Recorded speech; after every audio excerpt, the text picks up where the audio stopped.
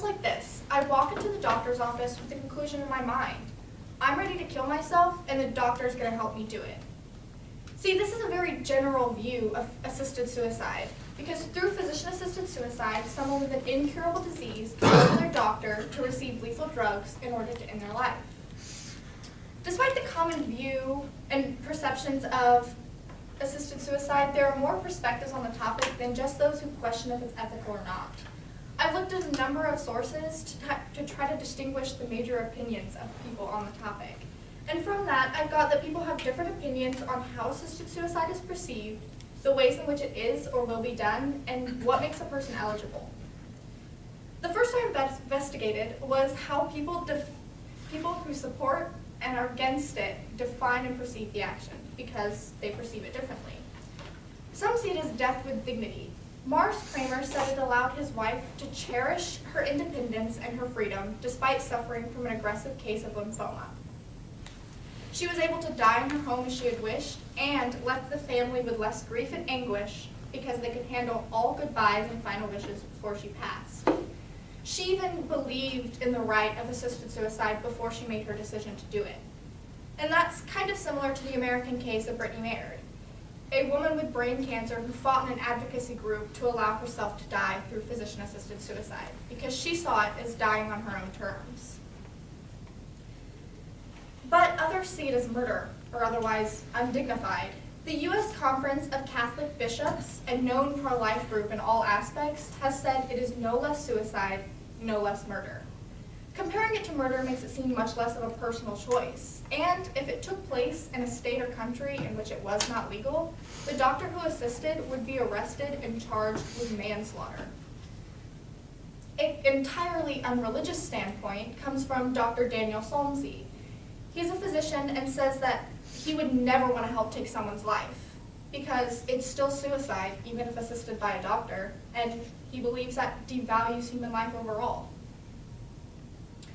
See, because this is how they define it and perceive it, it means they're going to have a lot of debates on other topics about it.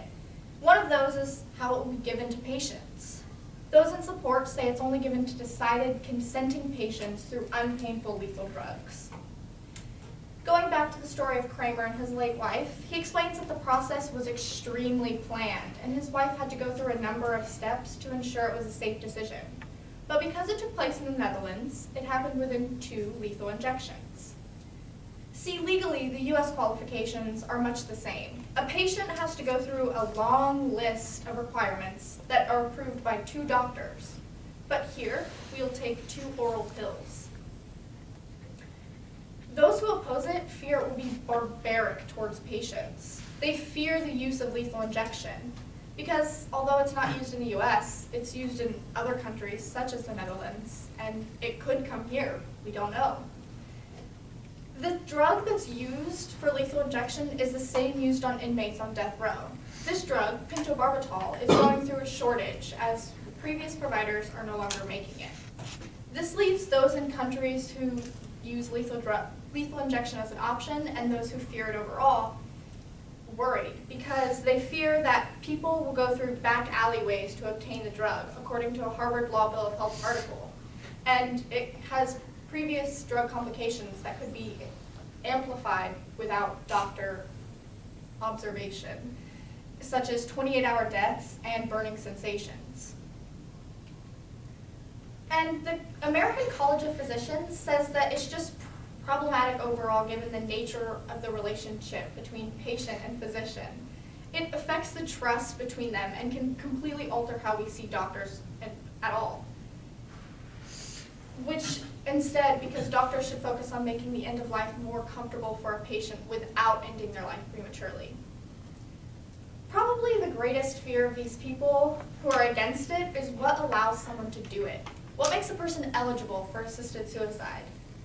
Those in support say it's only for terminally ill people who are suffering in pain and have no other way to help.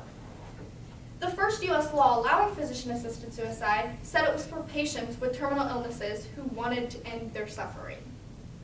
And those who supported this law went on to say that it was only offered to patients who had 6 months or less expected time to live.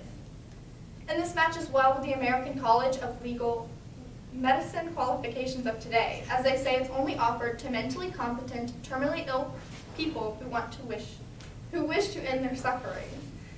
But this makes people question, where do we draw the line? They could take medicine instead. Doctors are able to prescribe a number of opiates to help relieve pain, and even when morphine isn't enough, they can do something. They can administer anesthesia to help. Dr. Heider Warich said the last time I administered what is called terminal sedation was with a patient who had abdominal cancer for whom surgery was not an option. He had been withering in pain and was finally comfortable. He was comfortable without the use of physician-assisted suicide. The Oregon Health Authority says the law is silent on whether a patient must exhaust all treatment options, and this puts people with chronic conditions and disabilities at risk, because they can live decades relying on medication, but if physician-assisted suicide is opened up as an option, that means that instead of relying on the medicine, they could rather take that option to end their life. This debate will continue to grow as more states in the U.S. legalize it up as an option for patients. And in conclusion, there are a multitude of perspectives on it. Both sides agree on wanting to help those who are suffering in terminal illnesses, but they think differently on how assisted suicide is perceived, the ways in which it's done, and what makes a person eligible. Death is never an easy topic. It's a time of pain and grief. But some believe those that are suffering have the right to ask their doctor for physician-assisted suicide, but others can't morally allow it.